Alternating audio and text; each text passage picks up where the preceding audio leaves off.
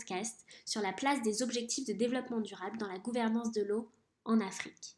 Et pour inaugurer cette série, nous avons la chance de recevoir François Pacman, chargé de mission Histoire et réflexion stratégique à l'Agence française de développement. François Pacman sert depuis des années l'aide au développement dans plusieurs institutions et à l'AFD où il exerce sur le terrain comme au siège. Il est également membre du comité de rédaction et du comité éditorial de la Revue internationale d'études sur le développement et membre de l'Académie de l'eau. Le sujet de cet entretien sera la mise en place de la gouvernance de l'eau en Afrique et le développement des ODD d'un point de vue historique. Donc pour commencer, pouvez-vous vous présenter et parler de votre travail au sein de l'Agence française du développement, s'il vous plaît? Bonjour Chloé Bourgnon, bonjour Léa Hanoun. Donc, je suis chargé de l'histoire et de la réflexion stratégique à l'Agence française de développement. C'est une activité qui consiste dans un établissement s'intéressant au financement à long terme des économies engagées dans des processus de développement eux-mêmes à long terme, d'essayer d'explorer ce que le temps long nous dit de ce que nous faisons. Le plus souvent, le temps de l'observation est celui de la durée de vie d'un prêt, celui de l'annualité budgétaire, celui de la permanence d'une équipe sur un sujet. Et l'histoire permet de sortir de toutes ces contraintes et de documenter les stratégies en explorant comment les idées, comment le sens s'est développé, s'est transformé autour d'un certain nombre de pratiques. Donc, mon travail consiste essentiellement à faire des recherches historiques à la demande de nos agences, donc le plus souvent à travers un prisme géographique, mais parfois également à travers un prisme sectoriel. Merci. Et donc, fort de votre expérience sur le continent africain, quelles sont, selon vous, les grandes étapes de la mise en place de la gouvernance de l'eau en Afrique? Quand on s'intéresse à la question de la gouvernance de l'eau en Afrique, en fait, il y a deux problèmes. Il y a tout d'abord la construction de l'eau comme objet de politique publique, et deuxièmement, il y a la construction des dispositifs de gouvernance en général. Tout d'abord, je voudrais indiquer que le concept de gouvernance arrive assez tardivement dans la pensée des bailleurs de fonds. La gouvernance, c'est quelque chose qui apparaît comme thème à la fin des années 80. Pourquoi? Les années 80 sont marquées par des périodes d'ajustement structurel. Ces périodes se traduisent par un recalibrage de l'État et de leur rôle, avec notamment un élagage de toute une série de fonctions qui sont jugées non centrales pour l'État. Et l'idée est que ces fonctions qui ne relèvent pas strictement du rôle de l'État doivent être dévolues au secteur privé ou à un secteur d'économie mixte. À ce moment-là, on va essayer de repositionner l'État sur des fonctions qui sont des fonctions cœur de métier et dont on appréciera la qualité avec ce concept de gouvernance, qui est un concept qui est essentiellement promu par des économistes et par les institutions de Bretton Woods, c'est-à-dire la Banque mondiale et le Fonds monétaire international. Deuxièmement, la gouvernance apparaît comme un des facteurs d'efficacité de l'aide dans une étude économétrique assez importante qui est réalisée par la Banque mondiale et publiée en 1997 sous le nom Aide, et il apparaît qu'il n'est pas toujours évident de mettre en relation l'aide reçue par un pays, son taux de croissance ou le taux de pauvres, et s'il y a une relation, elle est le cas dans les pays qui ont de bons indicateurs de gouvernance et où les politiques d'aide sont directement ciblées en faveur de la croissance ou en faveur de la réduction de la pauvreté. Mais par ailleurs, j'ai parlé de l'histoire de l'eau comme objet de politique, comme objet de gouvernance. Et ça, c'est une histoire qui est plus longue. Alors, c'est une histoire qui est morcelée, et l'eau comme objet de politique publique n'apparaît que très exceptionnellement dans l'organisation des gouvernements. Donc, la gouvernance de l'eau, curieusement, dans le cadre de l'aide française à l'Afrique, elle apparaît plutôt à travers un certain nombre de grands projets, notamment des grands projets de barrages, ou à travers l'hydraulique rurale ou encore l'hydraulique urbaine. Curieusement, l'assainissement va apparaître dans les thèmes de l'aide au développement un peu plus tard.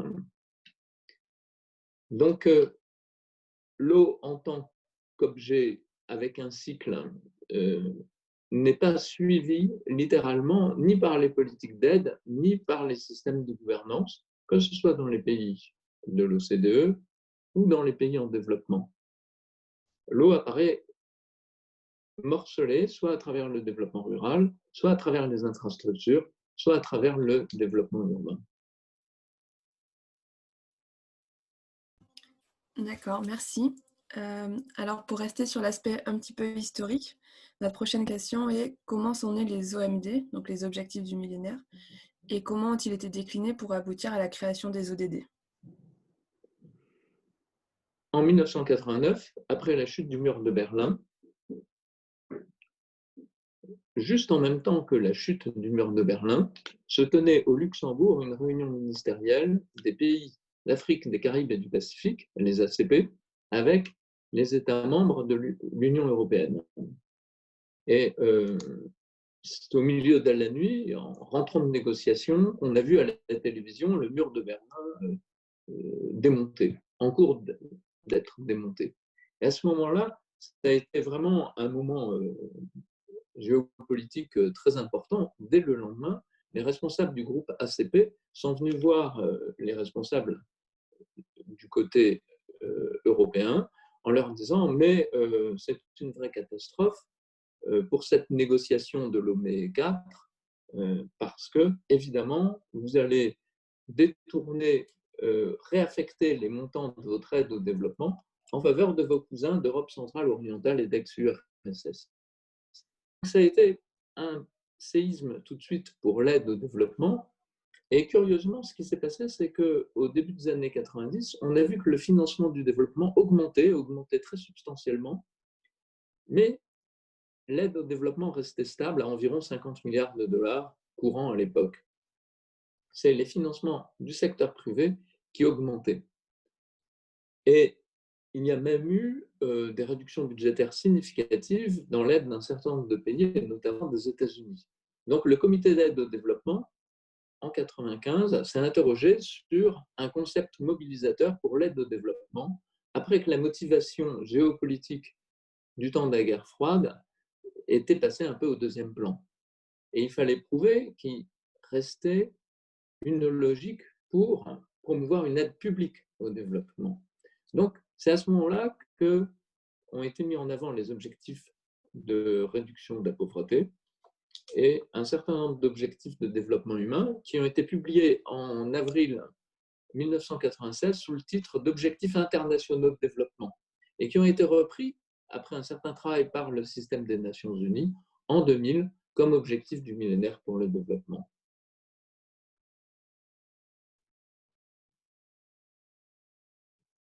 Merci beaucoup.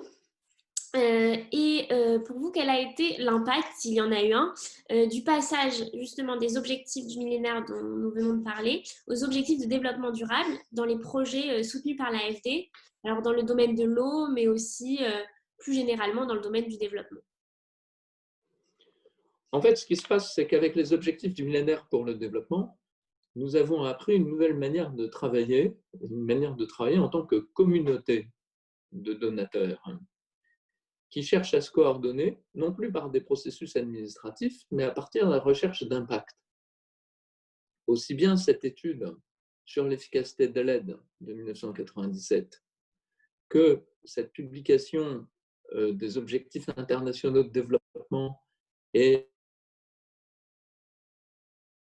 leur adoption à l'Assemblée générale. Et pour obtenir les plus grands impacts, il faut réunir des masses critiques de financement pour un certain nombre d'idées assez simples.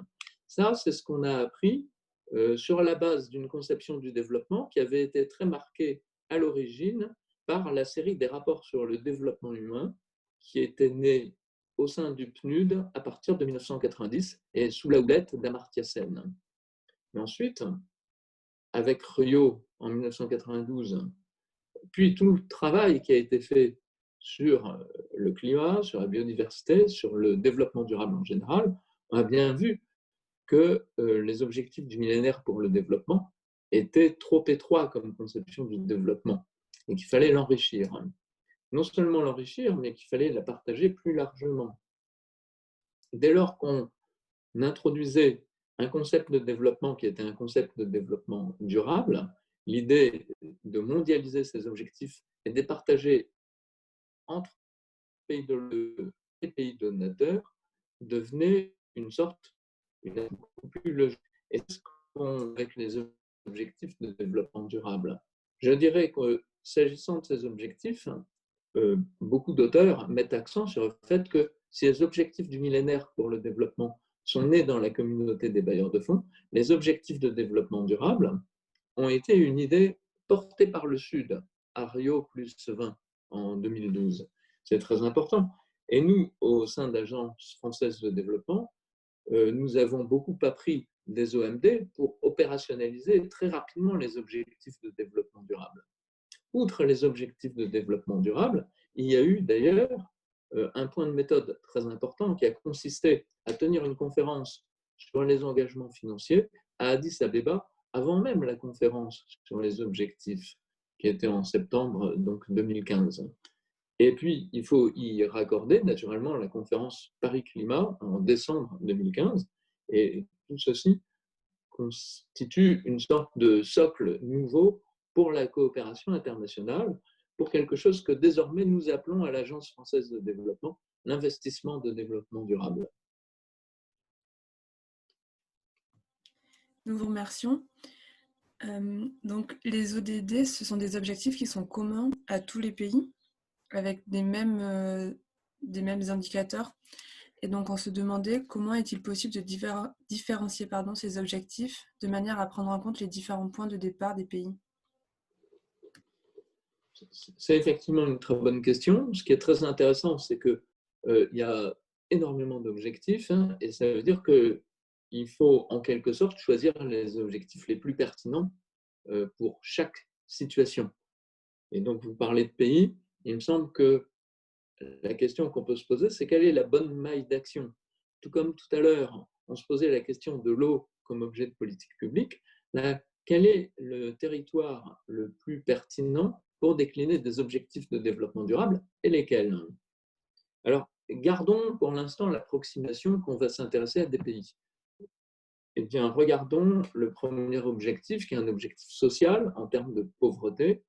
Il est clair que dans un pays riche, le niveau de revenu par habitant ne permet pas en général de poser une problématique en termes de lutte contre la pauvreté, ce qui ne veut pas dire qu'il n'y a pas une pauvreté abjecte dans des pays de l'OCDE, à commencer par la France.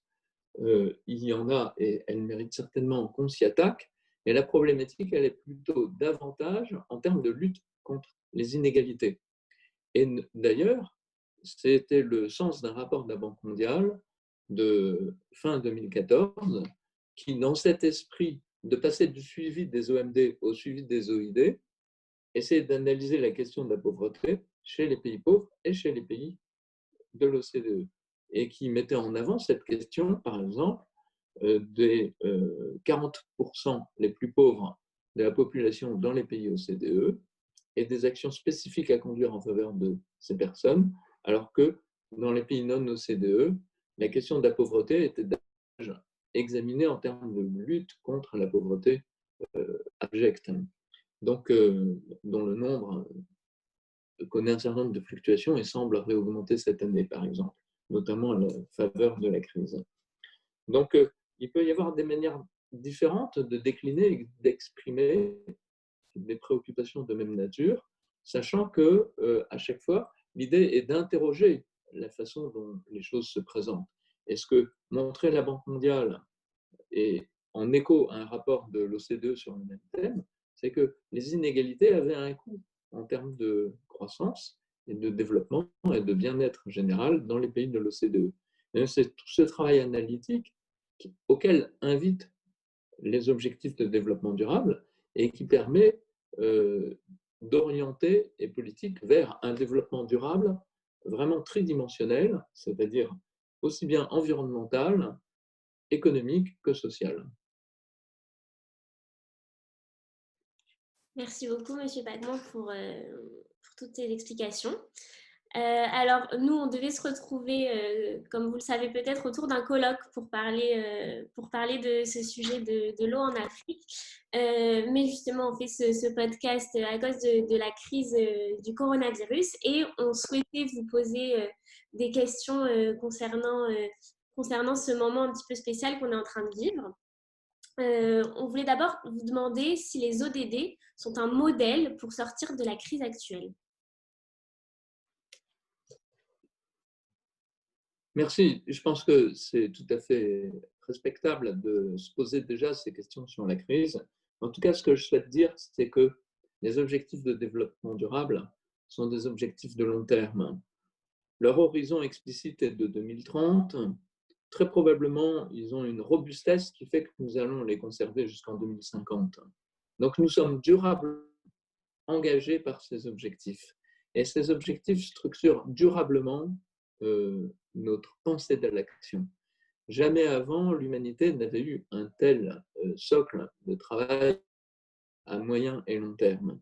Et ce que je pense, c'est que la force de ces objectifs, c'est de nous montrer des priorités robustes, quelles que soient les fluctuations de la conjoncture. Et ce qui est certain également, c'est qu'un certain nombre d'analystes raccordent dès à présent la crise que nous traversons à un certain nombre de problèmes de développement durable. Et selon les pays, on peut certainement constater que la filière de l'eau, que des problèmes de biodiversité, voire des problèmes de dérèglement climatique, viennent aggraver les souffrances provoquées par cette crise du Covid. Donc, ce à quoi nous invitent les objectifs de développement durable, c'est à penser les problèmes politiques comme des problèmes complexes qui sont articulés au sein de systèmes complexes qui parfois se déclinent sur des situations de développement durable, qui sont des territoires, j'allais dire des territoires fonctionnels. Et c'est là que l'eau, le travail qui est fait à l'Académie de l'eau, la manière dont l'eau est approchée en général à travers, par exemple, les autorités de bassin, c'est quelque chose qui est très fécond pour penser la bonne maille de l'action publique en matière de développement durable, y compris pendant une crise, parce que le confinement va nous obliger à réinvestir la géographie de nos territoires, la géographie de nos pays de façon tout à fait différente, en essayant de chercher les espaces fonctionnels les plus cohérents et les plus restreints. Nous vous remercions. Donc, nous avons une autre question donc, sur la crise du coronavirus. Elle est, est-ce que selon vous, il y a déjà des leçons que l'on peut tirer de cette crise pour l'Afrique? Et si oui, lesquelles? Oui, il me semble que dès à présent, ce qu'on observe en Afrique, c'est que les choses ne se passent pas comme on aurait pu le craindre. C'est qu'il y a une grande créativité, c'est que même si l'économie est souvent informelle et qu'on peut craindre en matière de maintien des circuits d'alimentation, des circuits d'approvisionnement, en matière de sécurité des personnes, eh bien, il y a une assez forte résilience. Et évidemment, on peut mettre en avant le fait que l'Afrique est encore peu touchée, qu'il y a une faible incidence du Covid dans la population africaine. Mais il faut mettre ça en regard d'un certain nombre d'observations sur la réactivité des systèmes de santé qui ont su, dans certains cas, proposer des réponses technologiques à bas coût, s'équiper très rapidement, peut-être en profitant d'un certain temps d'avance, mais il me semble qu'une crise comme celle-ci est l'occasion de mesurer l'inexactitude d'un certain nombre d'idées reçues sur l'Afrique. Donc ça, c'est un peu la bonne nouvelle. Naturellement, une crise comme celle-ci n'aura toujours que des coûts trop élevés et n'aura toujours que des effets en termes de retard pour le développement. Et ça, certainement, c'est ce dont il faut s'inquiéter. Et il faut voir que dès à présent, il y a eu des réponses assez fortes qui ont été proposées, notamment l'Agence française de développement doit déployer des financements très importants, 1,2 milliard d'euros en faveur de l'Afrique, en tant que réponse à la crise. Ce que je crois, c'est qu'il faut aller un cran au-delà, il faut réexaminer la manière dont on travaille et en particulier voir s'il est possible de déléguer plus fortement les fonds de façon à être sûr qu'ils se mettent en place le plus rapidement possible. Merci beaucoup. Et enfin, peut-être pour finir, on voulait vous demander si vous aviez peut-être des lectures, des podcasts, des documentaires à nous conseiller et à conseiller à ceux qui nous écoutent concernant ce sujet de l'eau en Afrique dont nous venons de discuter. Ce sujet de l'eau en Afrique donne lieu à une littérature très abondante et effectivement, ce serait très intéressant de trouver des films pour le documenter. Pour ce qui me concerne, j'avoue que vous me prenez à dépourvu. Il me semble en tout cas que c'est un sujet qu'il importe de découvrir à travers des films parce que ça permet de voir à chaque fois l'eau en interaction avec des communautés humaines. L'eau comme un facteur créant du lien social. Et ça, c'est quelque chose qu'on voit bien quand on est en situation. Quand on va sur le terrain, on voit combien l'eau a ce pouvoir en commun avec l'argent de circuler partout, d'irriguer toutes sortes d'activités humaines. Et c'est ce qui la rend insaisissable et difficile à capturer comme objet de l'action publique. Et donc, je pense que naturellement, chaque réflexion de politique publique qui se rapproche des personnes et qui va effectivement tirer son inspiration de la réalité concrète et de la vie des personnes et du cinéma, probablement n'emprunte pas le chemin le plus facile, mais se ressource dans un certain nombre de valeurs fondamentales d'action publique qu'il est difficile de garder présentes à l'esprit tout le temps. Merci beaucoup.